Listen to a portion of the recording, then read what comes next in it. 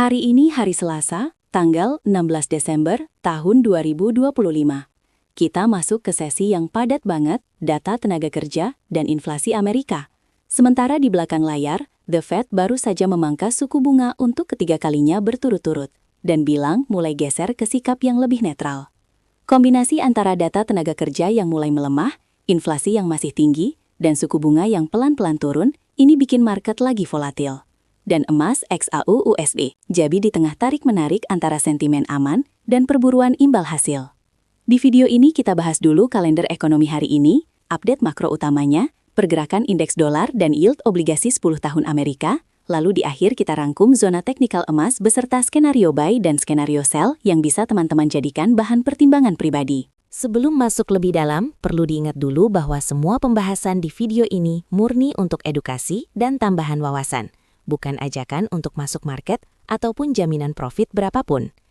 Analisa yang dibahas berdasarkan data yang tersedia saat perekaman dan bisa berubah kapan saja seiring rilis berita baru dan pergerakan harga yang dinamis. Setiap keputusan transaksi, termasuk menghitung ukuran lot, penentuan resiko, dan pengelolaan modal, sepenuhnya jadi tanggung jawab masing-masing. Jadi silahkan selalu kombinasikan analisa di sini dengan sistem dan money management pribadi teman-teman. Dari sisi kalender ekonomi, kita sudah dapat beberapa data penting dari Asia sampai Kanada. Dan hari ini akan dilanjutkan dengan rilis besar dari Eropa dan Amerika yang berpotensi bikin harga emas bergerak agresif, terutama menjelang sesi malam. Dari Jepang, indeks Tankan manufaktur besar kuartal 4 masih di area optimis dan sedikit menguat. Artinya aktivitas industri di sana tetap cukup stabil. Biasanya ini lebih mendukung sentimen risiko global, sehingga emas cenderung kurang dilirik sebagai aset aman murni. Di Cina, produksi industri dan penjualan retail bulan November keluar di bawah ekspektasi, menunjukkan pemulihan ekonomi yang belum maksimal, dan ini seringkali memicu kekhawatiran soal demand komoditas, sekaligus mendukung narasi pelonggaran moneter yang di sisi lain bisa menguntungkan emas. Dari Kanada, inflasi tahunan sekitar 2,2% masih sejalan ekspektasi, memberi kesan bahwa tekanan harga mulai terkendali.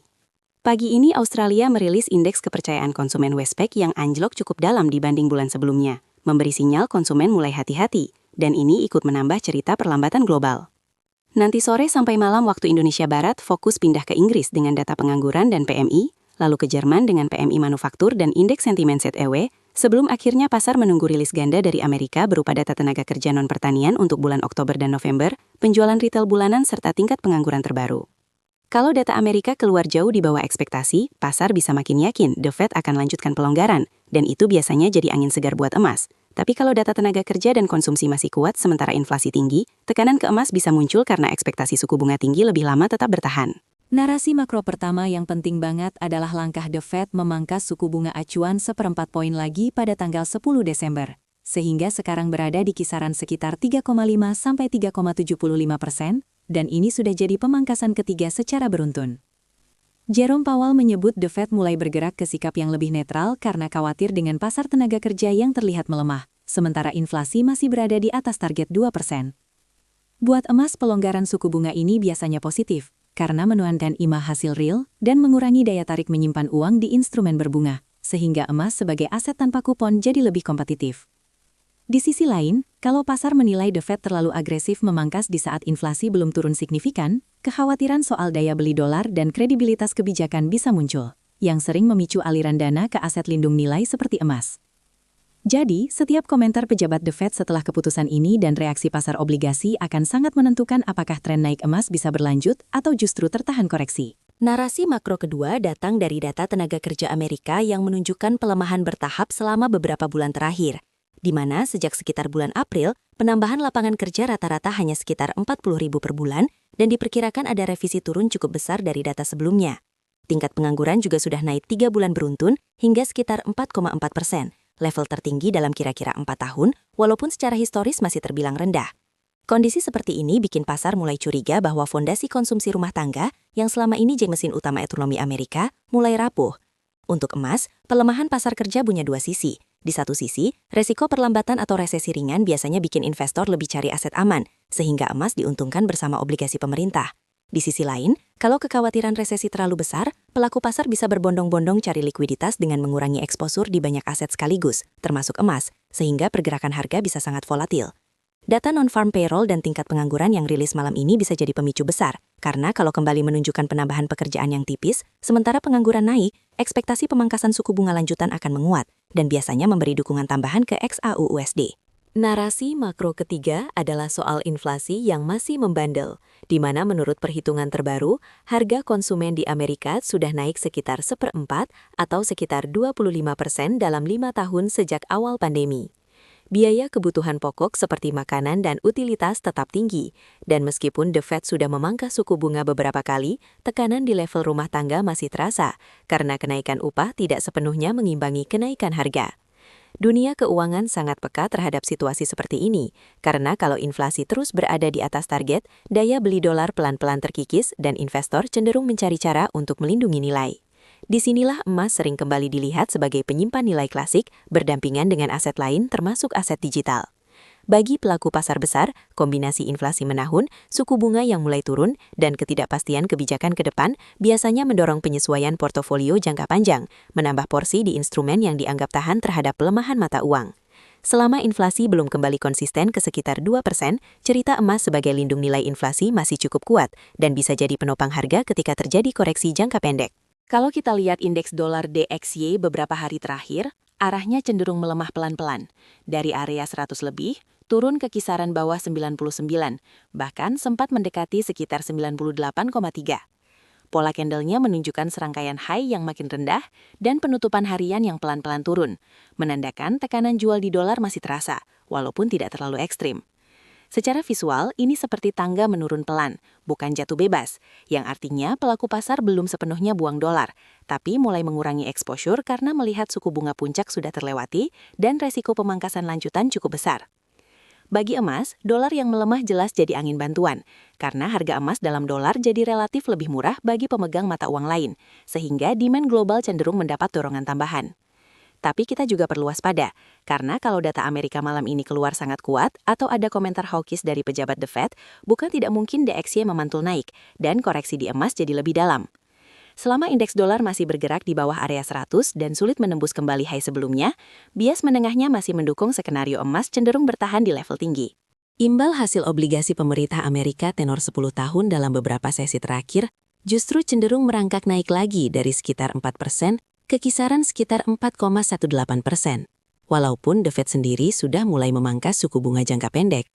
Artinya, pasar obligasi jangka panjang masih meminta kompensasi imbal hasil yang cukup tinggi, baik karena kekhawatiran inflasi yang belum sepenuhnya jinak, maupun karena premi resiko jangka panjang yang naik. Buat emas, yield 10 tahun ini ibarat penawaran deposito jangka panjang dari pemerintah. Ketika bunganya naik, memegang emas yang tidak memberikan kupon jadi terasa lebih mahal secara biaya peluang, sehingga tekanan ke harga emas bisa muncul dari sisi ini. Namun, kalau kenaikan yield tersebut dianggap pasar sebagai sinyal inflasi jangka panjang yang tetap tinggi, sebagian investor justru melihat emas sebagai pelindung nilai terhadap resiko itu. Jadi, selama yield 10 tahun bertahan di atas sekitar 4%, emas harus bertarung dengan daya tarik imbal hasil obligasi, dan pergerakan keduanya sering saling tarik-menarik. Kenaikan tajam yield biasanya menekan emas, sementara ketika yield tiba-tiba turun tajam karena flight to quality, emas sering ikut menguat karena sama-sama dipandang sebagai aset aman. Sekarang kita masuk ke konteks teknikal XAUUSD, di mana harga saat ini berada di area sekitar 4.300 lebih, setelah sebelumnya sempat menyentuh zona tinggi sekitar 4.349,12, dan kemudian ditutup lebih rendah di dekat 4.304,18. Posisi harga yang menempel di dekat pita atas Bollinger, dan indikator RSI periode 7 yang sudah masuk area jenuh beli ekstrim sampai mendekati angka 100, memberi sinyal bahwa dorongan naik mulai kelelahan, walaupun tren besarnya masih cenderung bullish. Untuk skenario sell, banyak trader akan memantau reaksi harga di sekitar area penutupan terakhir tersebut, karena selama candle-candle berikutnya terus menunjukkan penolakan dari zona atas, dan membuat high yang tidak mampu melampaui puncak sebelumnya di sekitar 4.349, peluang koreksi turun ke area tengah pita Bollinger sekitar 4.323,86, atau bahkan mendekati support intraday di kisaran 4.286,42 tetap terbuka, apalagi jika nanti malam data Amerika memicu penguatan dolar dan kenaikan yield.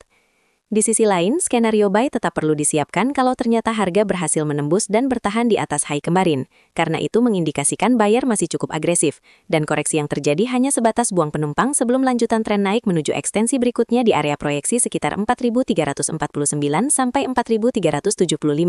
Kuncinya, apapun skenario yang dipilih, penting untuk fokus ke reaksi harga di zona-zona ini dan tetap disiplin mengelola resiko sesuai rencana masing-masing, bukan karena ikut emosi market yang lagi volatile. Sebagai penutup, sekali lagi perlu ditegaskan bahwa seluruh pembahasan data, sentimen makro, sampai skenario buy dan skenario sell di video ini, sifatnya hanya untuk edukasi dan bahan latihan analisa, bukan sinyal dan bukan rekomendasi keuangan pribadi. Market emas dan XAUUSD bisa berubah arah sangat cepat setelah rilis berita baru, jadi teman-teman wajib punya trading plan sendiri, menghitung risiko sesuai profil masing-masing, dan tidak mengambil keputusan hanya karena melihat satu pandangan saja. Semoga rangkuman hari ini bisa membantu teman-teman membaca hubungan antara data ekonomi, indeks dolar, yield obligasi, dan pergerakan emas dengan lebih tenang dan objektif. Kita akan lanjut di video selanjutnya untuk update kondisi terbaru dan pembahasan time frame lain. Jadi tetap jaga kesehatan, jaga psikologi, dan sampai jumpa di pembahasan berikutnya.